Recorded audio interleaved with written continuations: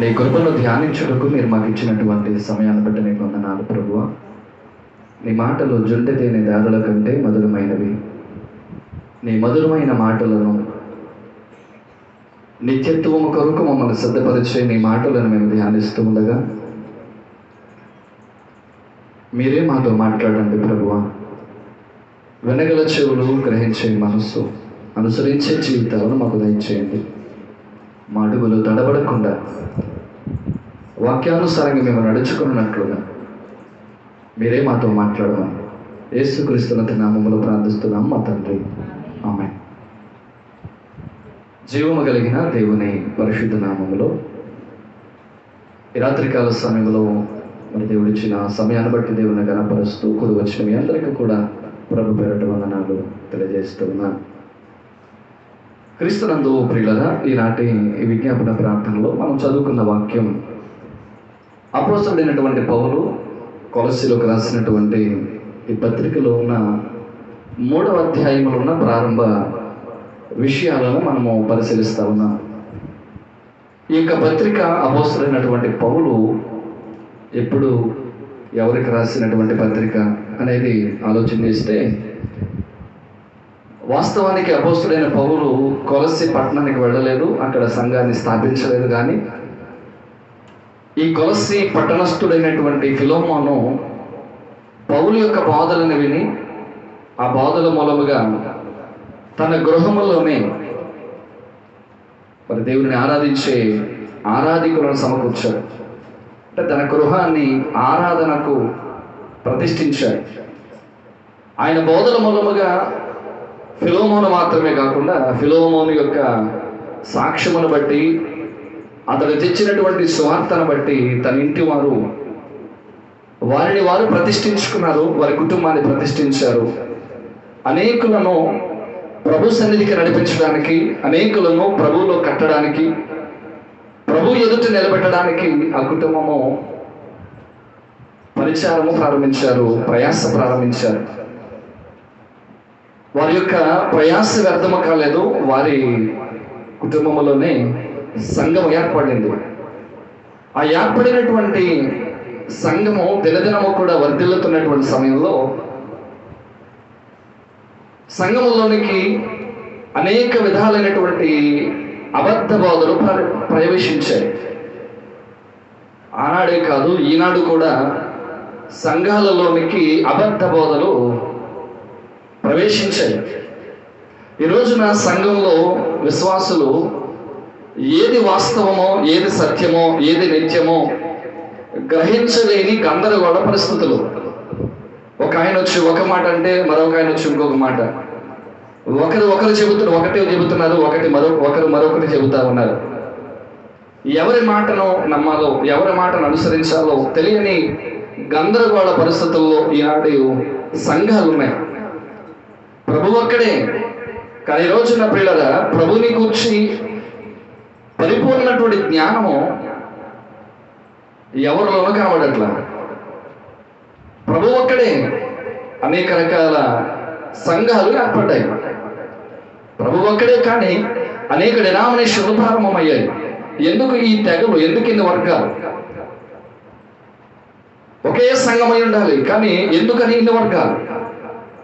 ఎందుకు ఇన్ని వర్గాలు, ఎందుకు ఇన్ని సంఘాలు అని అంటే కేవలం ఒక్కొక్క సంఘము ఒక్కొక్క సిద్ధాంతం మీద వెళ్ళిపోతా ఉన్నాయి.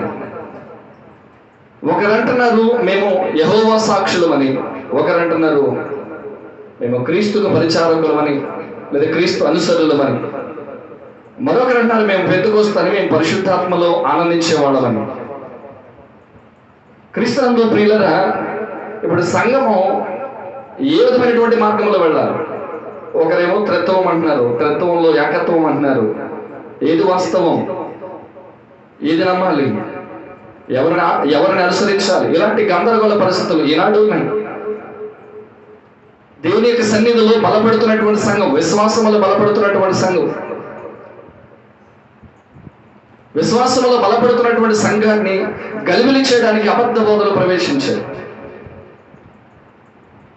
ఈ సంఘం నీరసలిపోయింది. విశ్వాసులు బలహీనులైపోయారు. ప్రార్థన అనుభవం తగ్గిపోయింది, దేవునితో సహవాసం తగ్గిపోయింది.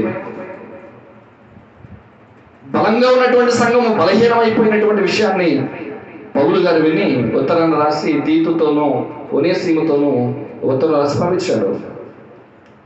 ఆ ఉత్తరం పట్టుకుని వెళ్ళిన వాళ్ళిద్దరు కూడా. ఎందుకు రాయాల్సి వచ్చింది ఉత్తరం అంటే, సంఘము అబద్ధ బోధల మూలముగా విచ్ఛిన్నమైపోతుంది, బలహీనమైపోతుంది, సంఘము చెదిరిపోతుంది.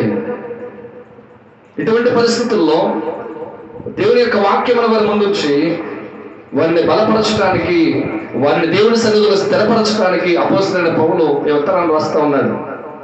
ఈ ఉత్తరంలో ప్రాముఖ్యముగా ఈ రాత్రి మనం చదువుకున్న మాట, మీరు క్రీస్తుతో కూడా లేపబడిన వారైతే పైనున్న వాటిని వెదకండి. ఈ మాట అందరూ చెప్పాలి ఒకసారి. మీరు క్రీస్తుతో కూడా లేపబడిన వారైతే పైనున్న వాటిని వెదకండి. ఈ మాటలో ఒక ప్రశ్న ఉంది.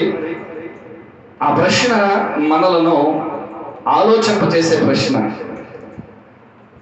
ఏంటి ఆ ప్రశ్న అంటే, మీరు క్రీస్తుతో కూడా లేపబడిన వారైతే, ఒక డౌట్, నిజమేనా? మీరు క్రీస్తుతో కూడా లేపబడిన వారేనా?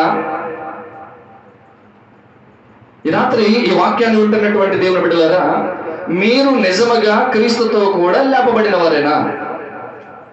క్రీస్తుతో కూడా లేపబడడం అంటే ఏంటి? క్రీస్తుతో కూడా లేపబడడం అంటే, పిల్లరా, మృతులలో నుండి లేచిన ప్రథమ ఫలము క్రీస్తే. మరణమును జయించిన వాడు ఆయన మరణానికి గల కారణం ఏంటి? ఆయన మరణించడానికి గల కారణం ఏంటి? నేరం చేశాడా? దోషం ఉందా? అపరాధం ఏదైనా ఉందా? పాపం ఏదైనా ఆయనలో ఉందా? ఒక శిక్ష విధించడానికి ఏదో ఒక నేరం కనబడాలి. ఒక శిక్ష విధించబడటానికి ఏదైనా ఒక పాపము సాక్ష్యంగా చూపించాలి. కానీ పిల్లరా, పిలాతు చెప్పినంత మాత్రాన యేసు ప్రభు వారికి మరణం రాలా. పిలాతు ఆజ్ఞాపించినంత మాత్రాన యేసు ప్రభు వారికి మరణశిక్ష విధించలేదు. లేకపోతే ఇస్కరియోతు యూద అప్పగించేసినంత మాత్రాన యేసు ప్రభు వారికి మరణశిక్ష విధించలేదు. వాళ్ళందరూ కేకలేసి సిలువ వేయండి అన్నంత మాత్రాన యేసు ప్రభు వారికి మరణశిక్ష విధించలేదు. ఆయనే మరణానికి అప్పగించుకున్నాడు. ఆయన ప్రాణం పెట్టుటకును దాన్ని తిరిగి పొందుటకును నాకు అధికారం ఉంది అని యేసు ప్రభు వారు చెబుతున్నారు. ఆయన కావాలని, పిల్లరా, శిక్ష విధించడానికి తగిన నేరం లేదు అని న్యాయాధిపతిగా నిల్చున్నటువంటి పిలాతు చెబుతున్నాడు. అప్పగించినటువంటి ఇస్కరియోతు యూదా కూడా నీతిమంతుని నేను అప్పగించానని పిల్లరా తనలో తాను కుమిలిపోయాడు. ఈ రాత్రికాల సమయంలో పిల్లరా, యేసుక్రీస్తు ప్రభు వారి యొక్క మరణానికి కారణం ఆయన పాపము, ఆయన దోషము, ఆయన అపరాధము కాదు. మన పాపము, మన దోషము, మన అపరాధం, మనలను బట్టి ఆయన శిక్షించబడ్డాడు. మనలను బట్టి ఆయన మరణానికి చేరువయ్యాడు. మరణానికి తనను తాను అప్పగించుకోవడానికి కారణం ఏంటి అని అంటే, నిన్ను బట్టి నన్ను బట్టి. ఎందుకంటే వాక్యంలో రాబడుతుంది కదా, మనము పాపముల చేత అపరాధముల చేత సచ్చిన వారమై ఉన్నాం. మనం పాపముల చేత అపరాధముల చేత చచ్చిన వారిగా నిర్జీవ స్థితిలో, కదలిక లేని పరిస్థితుల్లో, చలనము లేని పరిస్థితుల్లో మనం ఉంటూ ఉండగా ఆయన మనలను ప్రేమించి మన కొరకు తన ప్రాణం పెట్టాడు. మన నిమిత్తము ఆయన ప్రాణం పెట్టాడు. మనలను రక్షించడానికి ఆయన ప్రాణం పెట్టాడు.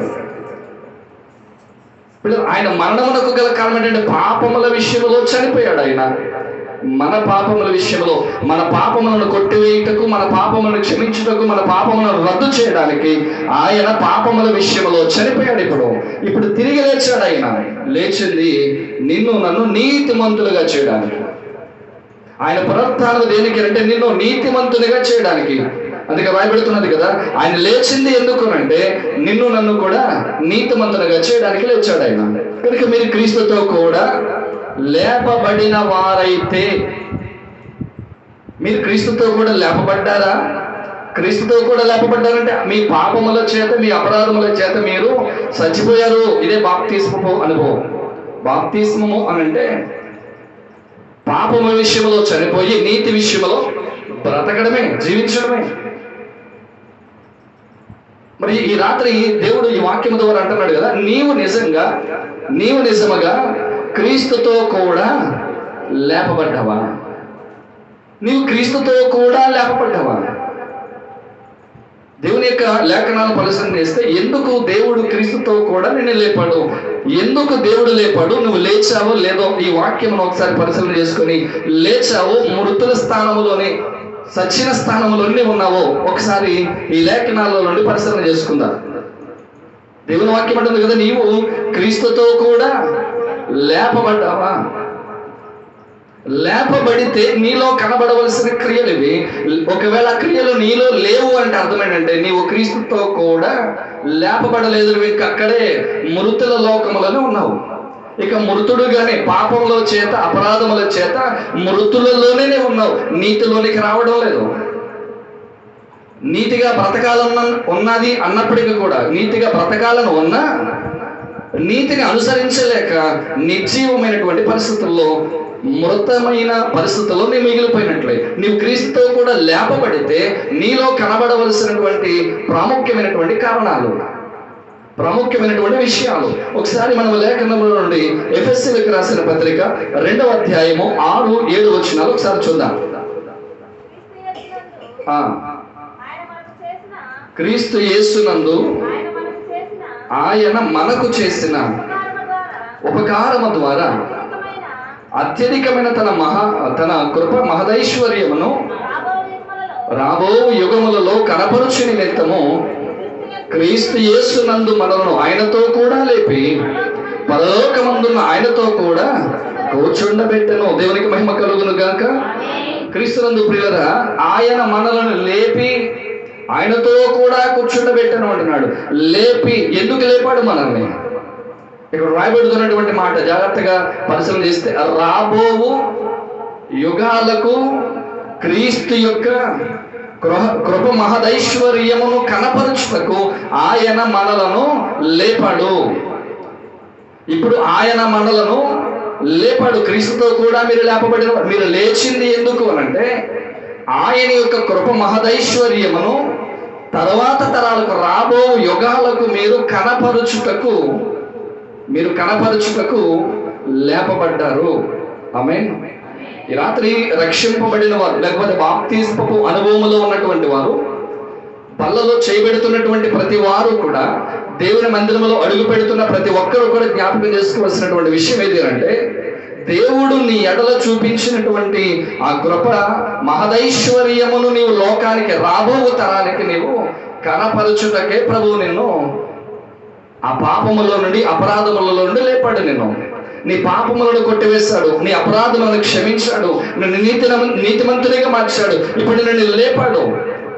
చచ్చిన స్థితిలో నుండి నిన్ను లేపాడు, పడిపోయిన స్థితిలో నుండి ప్రభువు నిన్ను లేపాడు. ఎందుకు లేపాడు అంటే రాబో తరాలకు, రాబో యుగాలకు నీవు క్రీస్తు యొక్క కృప మహదైశ్వర్యము ఎట్టిదో చూపించడానికి, కనపరచడానికి. మందిరంలో 3 లేదా 4 తరాల వారు ఉంటారు. మందిరంలో ఎన్ని తరాలు? 3 లేదా 4 తరాలు ఉంటాయి మందిరంలో. ఎలాగంటారేమో పిల్లలు, 3 తరాలు లెక్కేసుకుంటే ఇక్కడ మందిరంలో అమ్మమ్మలు, నాయనమ్మలు ఉన్నారు. మందిరంలో తల్లులు ఉన్నారు, కోడళ్ళు ఉన్నారు. మందిరంలో కూతుళ్ళు ఉన్నారు, కొడుకులు ఉన్నారు. ఎన్ని తరాలు అది? 3 తరాలు. అవసరమైతే దేవుని వాత్సల్యత ఇంకా అధికంగా ఉంటే 4వ తరం కూడా ఉంటారు. క్రీస్తునందు ప్రియులరా,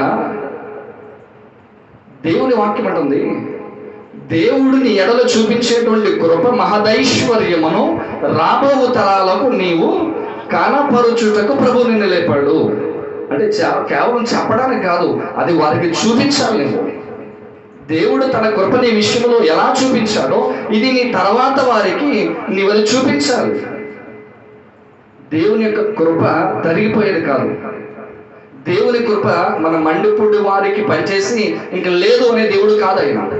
లేకపోతే గుంటూరు జిల్లాకి దేవుడు పనిచేసి ఇంకా లేదు అనేవాడు కాదు. లేదా ఒక ఇండియాకి పనిచేసి ఇంకా లేదు అనేవాడు కాదు. లేదా అమెరికాకి పనిచేసి ఇంకా లేదు అనేవాడు కాదు. ఆయన కృప పంచే కొలది పిల్లల అత్యధికముగా ఆయన కృప విస్తరిస్తూనే ఉంది. దేవునికి మహిమ కలుగును గాక. తరిగిపోయేది కదా, అందుకే కృప మహదైశ్వర్యము అంటున్నాడు. ఆయన కృప తరిగిపోయేది కాదు, విస్తరించి ఆయన కృప నిత్యము కూడా పొర్లుతూ ఉండేది.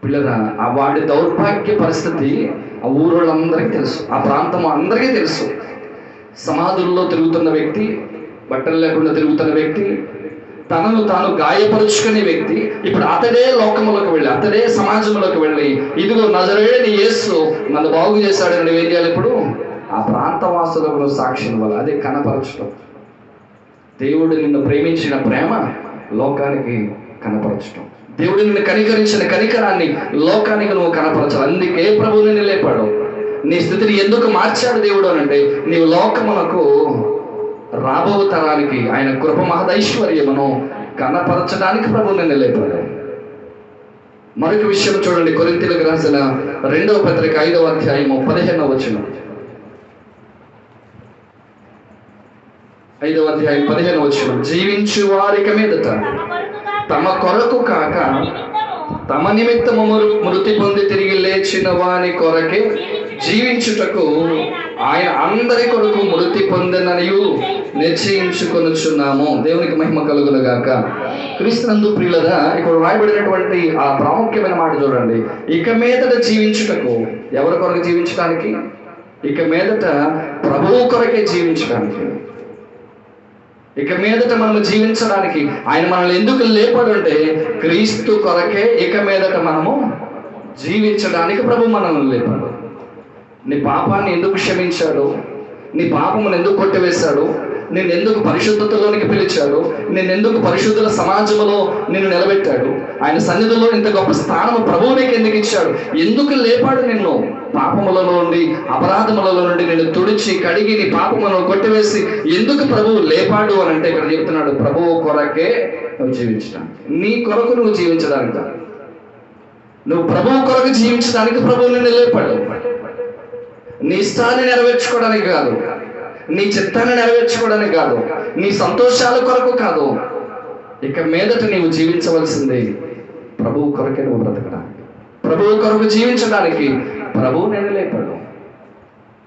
క్రీస్తునందు పిల్లరా, చేతాకోక చిలుకకు 2 స్వభావాలు ఉన్నాయి, 2 పోలికలు ఉన్నాయి, 2 రూపాలు.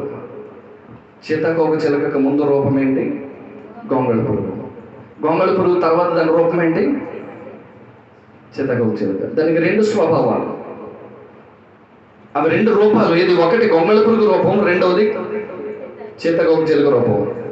అందులో మొదటి దాని స్వభావం చూడండి, దాన్ని మనం పట్టుకున్నా, అది మనల్ని పట్టుకున్న దురద మనకే, అంతేనా? దానికి దురద పట్టదు. అంటే గొంగళి పురుగు దురద పడుతుందా? దాని దురద పడుతుంది. దాన్ని మనం పట్టుకున్నా, అది మనల్ని పట్టుకున్నా దురద మనకి. చూడండి, దాని స్వభావం ఏంటంటే దాని జోలికి వెళ్తే మనకే. ఒకప్పుడు నీ జీవితం అలాగే ఉందేమో, ఎవరి జోలికి నువ్వు వెళ్ళినా, నీ జోలికి వాళ్ళు వచ్చినా, చివరికి అవతల వాళ్ళకే నష్టం, వాళ్ళకే కష్టం. ఎందుకంటే గొంగళి పురుగుకి ఏముంటాయి? ముళ్ళు ఉంటాయి కదా. దీనికి ఎప్పుడు కూడా అవతలను పడవటమే బాగా అలవాటు, అవతలను గొచ్చటమే బాగా అలవాటు, అవతలను అనడమే అలవాటు. పిల్లరా, ఈ గుణం నీకు పాత గుణం అయితే, చేతాకోక చిలుక గుణం తెలుసా? దాన్ని మనం పట్టుకున్నా, అది మన దగ్గరకు వచ్చినా మనకే సంతోషం, దానికి కాదు. ఒకప్పుడు దాని దగ్గరికి వెళితే, అది వచ్చినా మనం వెళ్ళినా మనకు దురద. కానీ ఇప్పుడు సంతోషం. అది మన దగ్గరికి వచ్చిందంటే ఎంత సంతోషపడతాం, మనం దాని దగ్గరికి వెళ్ళి పట్టుకుంటే ఎంత సంతోషపడతాం. చూడండి, ఇప్పుడు 2 పోలికలు, 2 రూపాలు. మొదటి రూపములో దురద పుట్టించింది, రెండవ పోలికలో సంతోషాన్ని ఇచ్చింది. ఈ రోజున నా జీవితాలలో ఉన్నాడు, ప్రభువు కొరకే నువ్వు బ్రతకాలి. ఒకప్పుడు నీ కొరకు నువ్వు బ్రతికావు, కానీ ఇప్పుడు దేవుని కొరకు నువ్వు బ్రతకాలి. క్రీస్తు నిమిత్తము మీరు జీవించడానికి ప్రభువు నిన్ను లేపాడు. నిన్ను లేపింది ఎందుకంటే ప్రభువు కొరకు నువ్వు జీవించాలి, ప్రభువు కొరకు నువ్వు జీవించాలని. అపోస్తలుడైన పౌలు గలతీయులకు రాసిన పత్రిక 2వ అధ్యాయం 20వ వచనంలో ఉంటున్నాడు కదా. చూడండి, నేను సిలువ వేయబడి ఉన్నాను, ఇక జీవించువాడని నేను కాదు, క్రీస్తే నాయందు జీవించుచున్నాడు. చాలు. క్రీస్తునందు ప్రియులరా, అపోస్తలుడైన పౌలు చక్కని సాక్షిని ఇవ్వుతున్నాడు. ఇక మీదట జీవించువాడను. ఇంతకు ముందు ఇంతవరకు నా కొరకు నేను బ్రతికాను, ఇంతవరకు నా ఆలోచన చొప్పున బ్రతికాను, ఇంతవరకు నా ఇచ్చ చొప్పున బ్రతికాను, ఇంతవరకు నా సంతోషం కొరకు బ్రతికాను, ఇంతవరకు నాకు నచ్చినట్లు నేను బ్రతికాను. కానీ ఇక మీదట జీవించేవాడు నేను కాదు, నా యందు క్రీస్తే నా యందు జీవించుచున్నాడు. ఇక మీదట నేను కాదు, నన్ను నడిపించేది క్రీస్తే. క్రీస్తు ఆలోచన ఏదైతే ఉందో, క్రీస్తు ఉద్దేశం ఏదైతే ఉందో, దేవుని యొక్క తలంపు ఏదైతే ఉందో, ఆ ప్రకారమే నేను బ్రతుకుతాను. ఆ తీర్మానాలు దేవుడు మనల్ని ఎందుకు లేపాడు అని అంటే, ఈ తీర్మానం కొరకు, నీ కొరకు బ్రతకడానికి కాదు, ప్రభు కొరకు బ్రతకడానికి, నీ సంతోషం కొరకు బ్రతకడానికి కాదు, ప్రభుని సంతోష పెట్టడానికి ప్రభు బ్రతకమని చెబుతున్నాడు. ఆయన కొరకు బ్రతకడానికి. మూడో విషయం చివరిగా, ఫిలిప్పీయులకు రాసిన పత్రిక, ఒక నిమిషం, కొలసీలకు రాసిన పత్రిక 2వ అధ్యాయము 5వ వచనం చదువుదా. నేను శరీర విషయంలో, మా కొలసీలకు రాసిన పత్రిక 3వ అధ్యాయం 5వ వచనం, కావున భూమి మీద ఉన్న మీ అవయవములను అనగా జారత్వమును, అపవిత్రతను, కామాతురతను, దురాశను, విగ్రహారాధనైన ధనాపేక్షను చంపివేయుడి. క్రీస్తునందు పిల్లరా, మీరు క్రీస్తుతో కూడా లేపబడిన వారైతే, మీరు క్రీస్తుతో కూడా లేపబడిన వారైతే మొదటిగా ఏం చేయాలి? రాబో యుగములకు క్రీస్తు యొక్క కృప మహదైశ్వర్యమును కనపరచాలి. మీరు క్రీస్తుతో కూడా లేపబడిన వారైతే రెండో విషయం ఏంటి? క్రీస్తు కొరకు మీరు బ్రతకాలి. ఇక మూడో విషయాన్ని చూస్తే, మీరు ఎందుకు లేపబడ్డారు అని అంటే, మీరు క్రీస్తుతో కూడా లేపబడిన వారైతే, అక్కడ 2వ వచనం ఏముంది? భూ సంబంధమైన వాటి మీద మనస్సు పెట్టకుడి. అంటే భూ సంబంధమైన అంటే ఏంటో 5వ వచనంలో చెబుతున్నారు.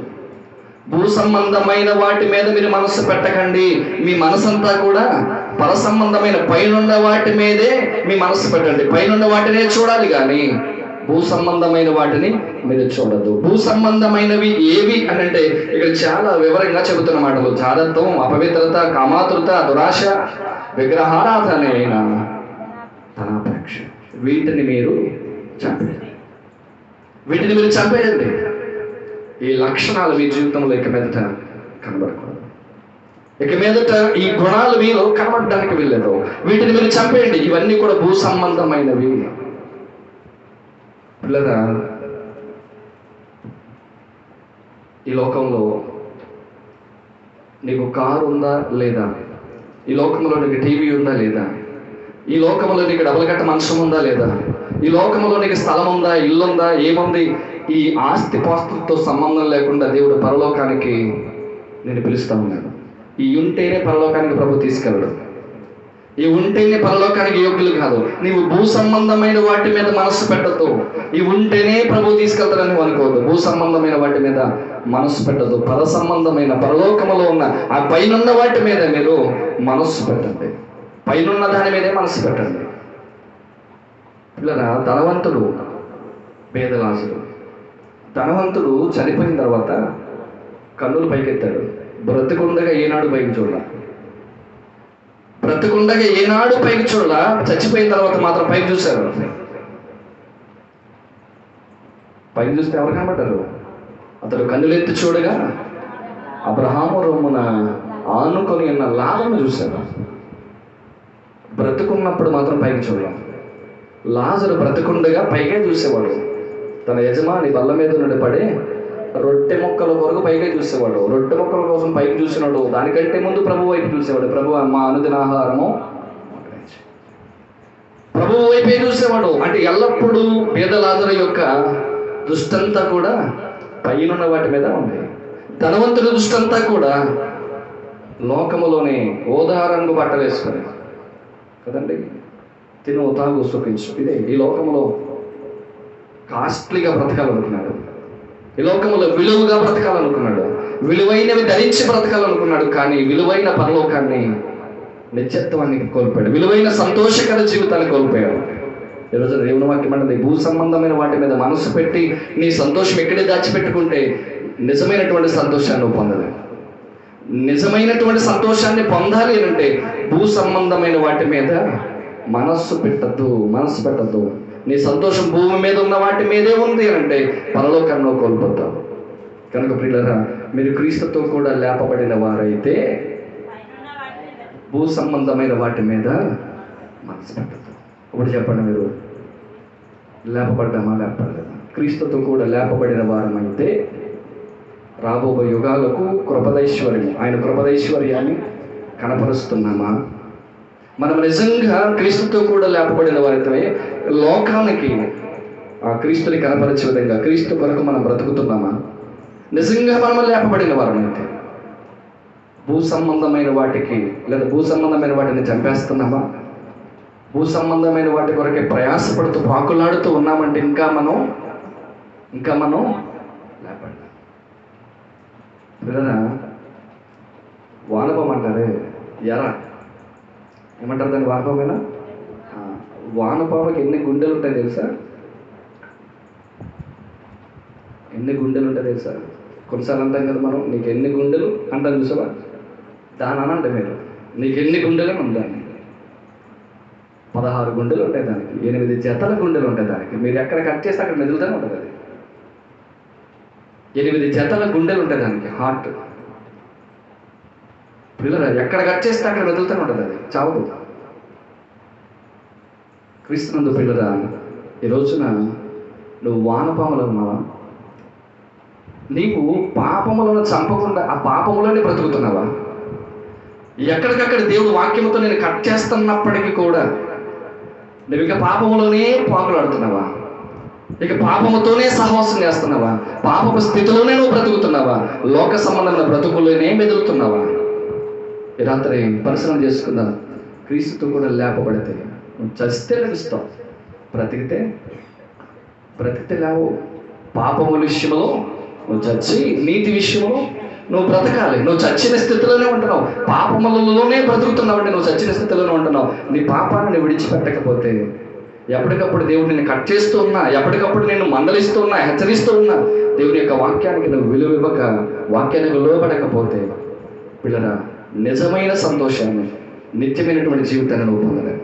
కనుక ఇక్కడ అపోస్తలుడైన పౌలు అన్నాడు, కొలస్సీ సంఘమా, ఎవరెవరు వచ్చి ఏ బోధలు చెప్పినప్పటికీ, ఎవరు వచ్చి ఎలాంటి అబద్ధ బోధనలు మీకు జ్ఞాపకం చేసినప్పటికీ మీరు మాత్రం పైన ఉన్న వాటిని గమనించండి పిల్లలు. ఈ రోజున ఒకళ్ళేమో వందనాలండి అంటున్నారు, ఇంకొకళ్ళు వచ్చేమో షాలోమ్ అంటున్నారు, ఇంకొకళ్ళు వచ్చి స్తోత్రము అంటున్నారు, ఇంకొకళ్ళు వచ్చి మరణాత అంటున్నారు. ఏం చెప్పాలి ఇప్పుడు మనం? మరణాత అనేవాడు ఎవరు? Bible Mission. ఇప్పుడు బైబిల్ మిషన్ సంఘస్థులు ఎదురొచ్చినప్పుడేమో మరణాత. కల్వరి టెంపుల్కి వెళ్ళి ఎదురొచ్చే వాళ్ళు ఎదురయ్యారు అనుకోండి, షాలోమ్ అనాలి. లోదం చర్చిలో వచ్చే వాళ్ళకేమో వందనాలు. పెంతెకొస్తేవాడు అయితే ప్రైజ్ లార్డ్ అని చెప్పాలి. ఇంకొకళ్ళు ఉన్నారు, ఆ బ్యాచ్కేమో స్తోత్రం అని చెప్పాలి. ఏం చెప్పాలి ఇప్పుడు మనం? అపోస్తలుడైన పౌలు, మీరు ఒకరికి ఒకరు వందన వచనాలు ఉండాలి మధ్య, వందన వచనం.